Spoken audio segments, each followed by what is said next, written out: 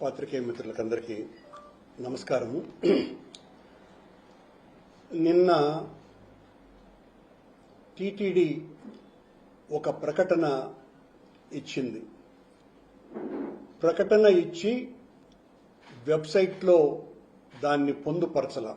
TTD ఇచ్చినటువంటి ప్రకటనకి తెలుగుదేశం పార్టీకి సంబంధించిన పత్రికలు, ఛానళ్లు ఆ ప్రకటనని చాలా బహుళ ప్రాచుర్యంలోకి తెచ్చినాయి. టీటీడీ ఆ ప్రకటనని మేము ఇవ్వలేదు అని ఖండించను కూడా లేదు.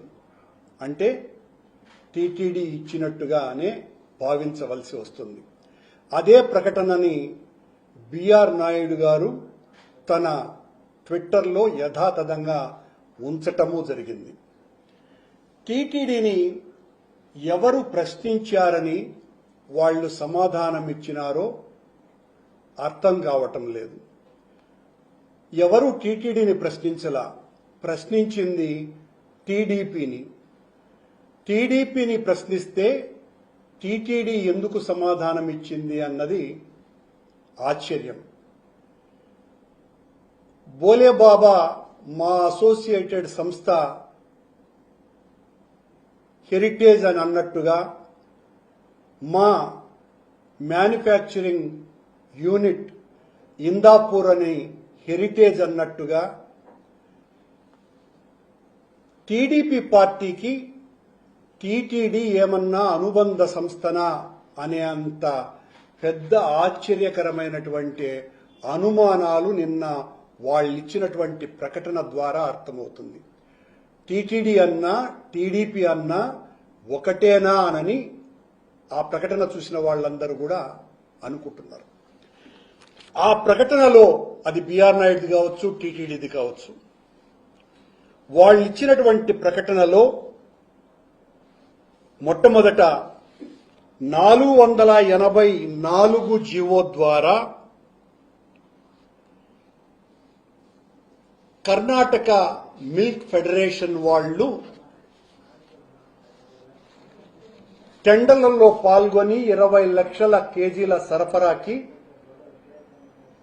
10 లక్షల కేజీలని సరఫరా చేస్తామని చెప్పినారు కనుక మిగతా 10 లక్షలకు L2 టెండరర్కు మేము ఆ 10 లక్షల సరఫరాను ఇచ్చినాము అని వాళ్ళు ప్రకటించినారు. జాతీయ స్థాయి డైరీకి. కానీ 484 జీవో చాలా ఇంపార్టెంట్. ఇది 484 రెజల్యూషన్లో పాల్గొన్నటువంటి ఈ కర్ణాటక మిల్క్ ఫెడరేషన్ అనగా నందిని మిల్క్ ప్రొడక్ట్స్ 20 లక్షల కేజీల సరఫరాకు సంబంధించి పాల్గొన్నటువంటి ఈ సంస్థ సింగిల్ టెండరర్.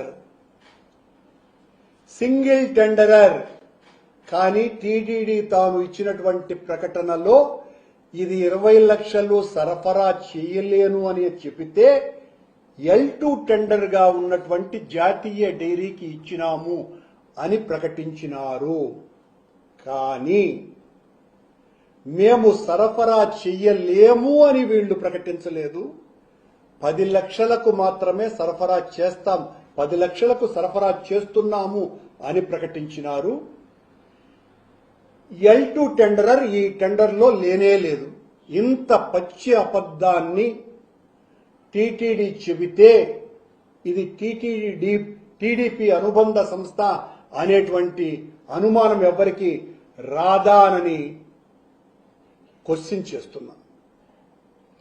మరో ఆశ్చర్యకరమైనటువంటి విషయం, ఈ టెండర్ 28/9/2025 జరిగింది. ఈ 484 అన్నటువంటి రెజల్యూషన్ టెండర్. ఆ తరువాత వెంటనే 4/11/25 తారీఖున 10 లక్షల కేజీలకు సంబంధించి టెండర్ను ఓపెన్ చేసినారు. ఈ టెండర్లో ఇందాపూర్ డైరీ అన్నటువంటి సంస్థ పాల్గొనటం జరిగింది. ఇందాపూర్ డైరీ మరియు ఇంకొక డైరీ ఈ రెండు కలిపి పాల్గొంటే నేను 10 లక్షలే సరఫరా చేస్తాను అని చెప్పినటువంటి కర్ణాటక మిల్క్ ఫెడరేషన్ ఆ నెక్స్ట్ నెలే పాల్గొన్నటువంటి ఈ టెండర్లో L3గా వచ్చింది. ఎంత ఆశ్చర్యంగా ఉందో చూడండి.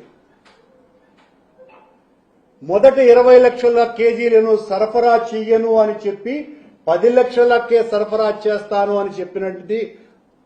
అని చెప్పినటువంటి నందిని ప్రోడక్ట్స్ నెక్స్ట్ మంత్ పాల్గొన్నటువంటి టెండర్లలో ఆ 10 లక్షల కేజీలకు టెండర్లో పాల్గొన్నది ఇది ఇందాపూర్ డైరీకి వచ్చింది. ఆ తరువాత మళ్లీ వెనువెంటనే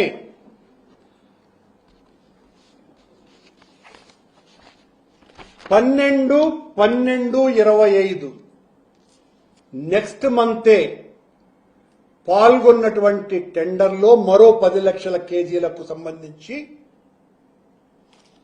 అప్పుడు కూడా ఇందాపూర్ డైరీ సంస్థ L2గా వచ్చింది.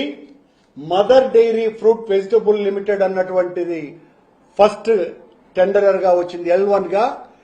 ఆశ్చర్యంగా ఇందులో కూడా ఆ 10 లక్షల కేజీలను సరఫరా చేస్తానని కర్ణాటక మిల్క్ ఫెడరేషన్ L3గా పాల్గొన్నది. ఇందాపూరు మరియు మదర్ డైరీ ఇవి రెండు 4/11/25 తారీఖున ఒకటి L1 12/12/25 అదే L1 L2గా మారింది. రెండు కలిపి ఈ రెండు టెండర్లని దక్కించుకున్నాయి ఇందాపూరు అండ్ మదర్ డైరీ. ఈ రెండు కలిపి 130 కోట్ల రూపాయల నెయ్యిని 568 రూపాయలకు 567 రూపాయలకు దక్కించుకున్నాయి. ఇందులో కూడా కర్ణాటక మిల్క్ డైరీ పాల్గొన్నది. అంటే టీటీడీ ఎంత అబద్ధం చెప్పింది అన్నదానికి ఇది ఉదాహరణ. అలాగే వీళ్లు మేము నిబంధనల్ని చాలా మార్చినాము, నిబంధనల్ని కఠినతరం చేశాము అని చెప్పి 1500 కిలోమీటర్ల సేకరణ పరిధిని 800 కిలోమీటర్లకు కుదించాము అని ఎక్స్పర్ట్ కమిటీ ఇచ్చినటువంటి నివేదిక ప్రకారము 18/11/2024 బిఆర్ నాయుడు నేతృత్వంలో ఉన్నటువంటి బోర్డు ఎక్స్పర్ట్ కమిటీని నియమించి ఇందులో 1500 కిలోమీటర్ల సేకరణ పరిధి నుంచి 800 కిలోమీటర్ల పరిధికి కుదించినామని చెప్పినారు. మీకు ఇంకా ఆశ్చర్యకరమైన విషయం ఏం తెలిసినా మేము సమూలమైనటువంటి మార్పులు తెచ్చినాము అని ఎక్స్పర్ట్ కమిటీతో చెప్పినటువంటి టీటీడీ కావచ్చును, టీడీపీ కావచ్చును, ముఖ్యమంత్రి కావచ్చును, లేదా కూటమి ప్రభుత్వం కావచ్చును, బిఆర్ నాయుడు కావచ్చును, ఈ ఎక్స్పర్ట్ కమిటీలో మెంబర్లు ఎవరు? ఇప్పుడు సిట్ నివేదికలో ఎవరినైతే ముద్దాయిలుగా ప్రకటించినారో ఆ విజయభాస్కర్ రెడ్డి, ఆ సురేంద్రనాథే సభ్యులు. ఆ మిగతా ఇద్దరు కూడా అప్పుడప్పుడు టీటీడీకి ఎక్స్పర్ట్స్ గా నెయ్యి నాణ్యతను నిర్ధారించడానికి వచ్చేవాళ్లే.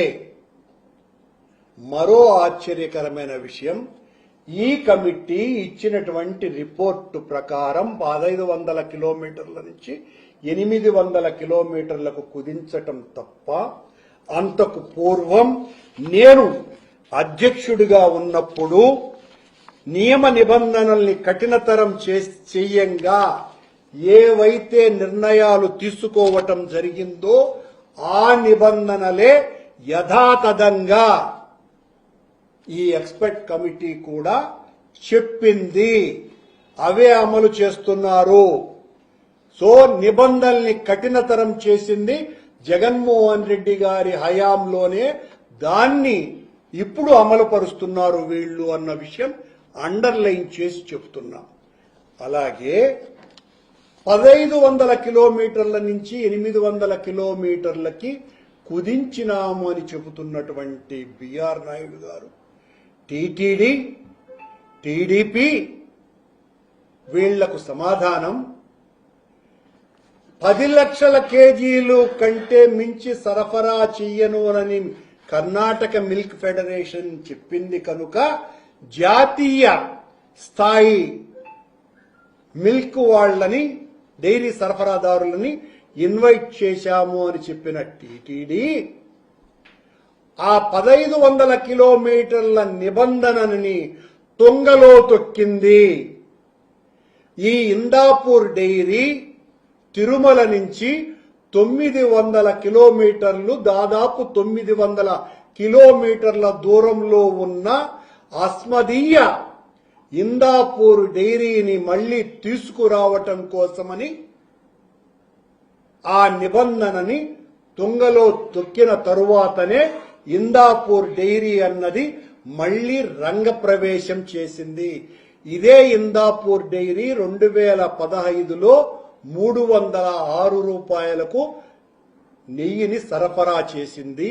ఇదే ఇందాపూర్ డైరీ హెరిటేజ్ సంస్థ తన మ్యానుఫ్యాక్చరింగ్ యూనిట్ అని చెప్పుకున్నటువంటి ఇందాపూర్ డైరీ 2018 సంవత్సరం 27/11/2018 రెజల్యూషన్ ప్రకారం ప్రీమియర్ డైరీతో కలిసి ఈనాడు సిట్ సిబిఐ నిందితునిగా పేర్కొన్నటువంటి ప్రీమియర్ డైరీతో కలిపి 9,50,000 కేజీల నెయ్యిని 30,49,50,000 రూపాయల నెయ్యిని సంయుక్తంగా, అంటే ఈరోజు ఎవరైతే నేరస్తుడోనని సిట్ తేల్చిందో ఆ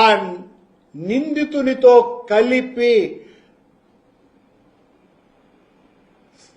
ఈ హెరిటేజ్ సంస్థ యొక్క ఉత్పత్తి సంస్థ అయిన ఇందాపూర్ సంస్థ 2018లో 30,50,00,000 రూపాయల నెయ్యిని టీటీడీకి సరఫరా చేసింది. అంటే అర్థం ఏంది? ఇందాపూర్ సంస్థ టీటీడీకి ఎప్పుడైతే చంద్రబాబు నాయుడు గారు అధికారంలోకి వస్తారో అప్పుడు వస్తున్నది. వచ్చినటువంటి ఇది గతంలో నిందితుడుగా ఉన్నటువంటి డైరీ సంస్థలతో కూడా మిలాఖాతై సరఫరా చేసింది. చంద్రబాబు గారు ఏం మాట్లాడుతున్నారు? 300 రూపాయలకే నెయ్యి ఎలా కేజీ వస్తుంది అని చెప్పినారు. మీ ఉత్పత్తి సంస్థ అయినటువంటి ఇందాపూర్ సంస్థ ఈ రకంగా సరఫరా చేసింది అన్నటువంటి విషయం లోకానికి బహిర్గతం అయ్యింది కదా. ఇదే ఇందాపూర్ సంస్థ నిందితునితో కలిసి కల్తీ నెయ్యిని సరఫరా చేశారు అని సిట్టు నిర్ధారణ చేసినటువంటి వాళ్లతో కలిపే నెయ్యిని ఎలా సరఫరా చేయగలిగింది? అంతా దొంగలంతా కూడా దోచుకున్నట్టుగా కనపడలేదా?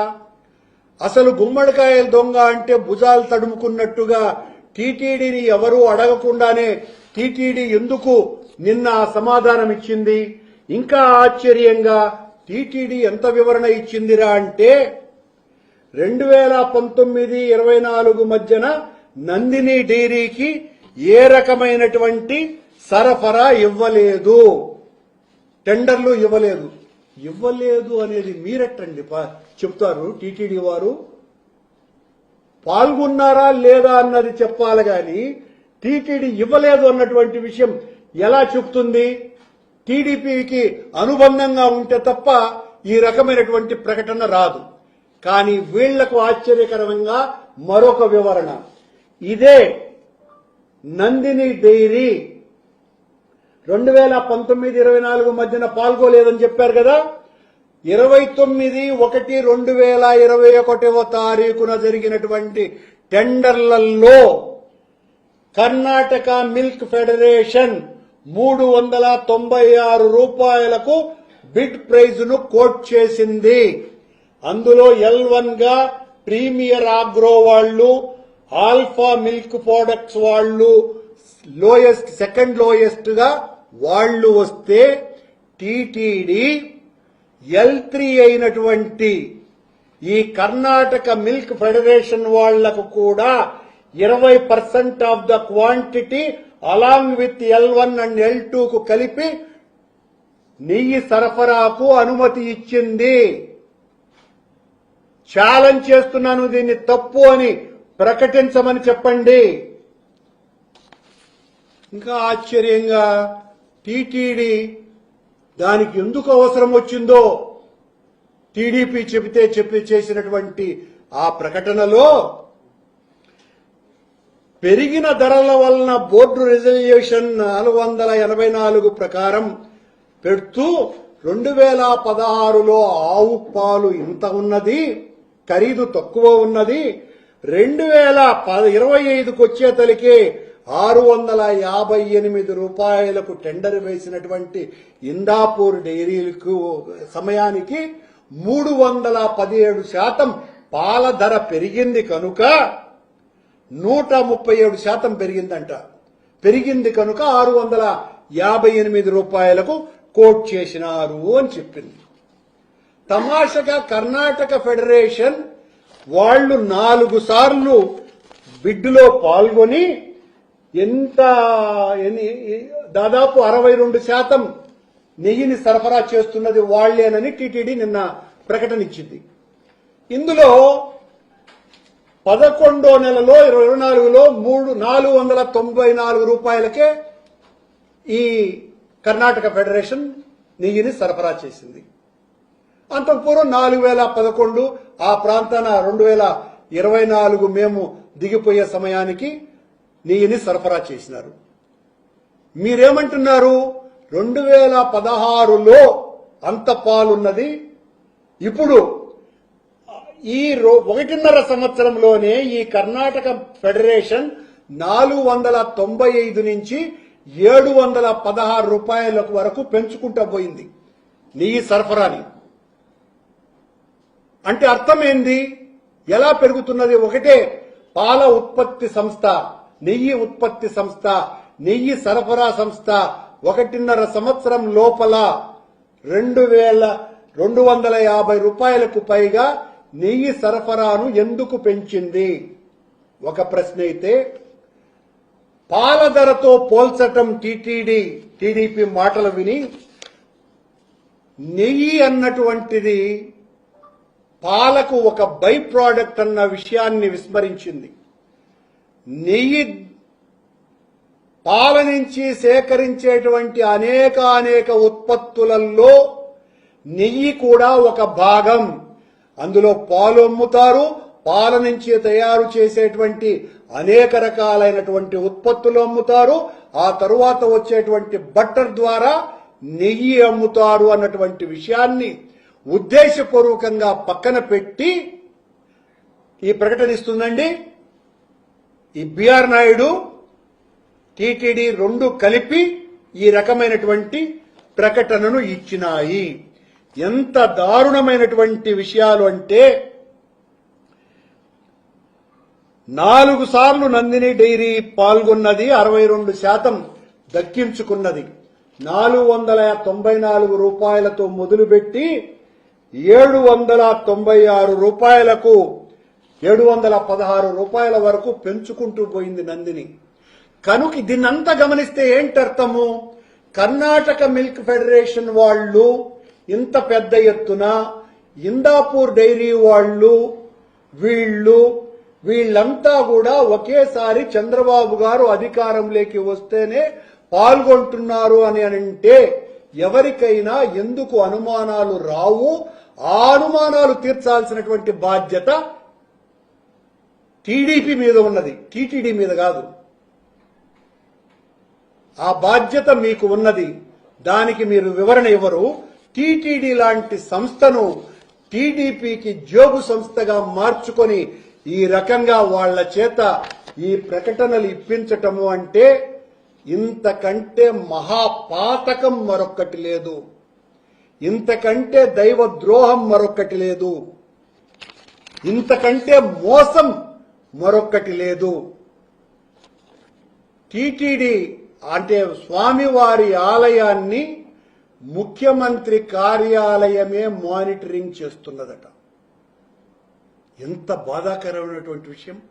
కొండ లోపల ఏం జరుగుతున్నది, దర్శనం క్యూ దగ్గర నుంచి అన్నీ కూడా ముఖ్యమంత్రి కార్యాలయం మానిటరింగ్ చేస్తున్నదట.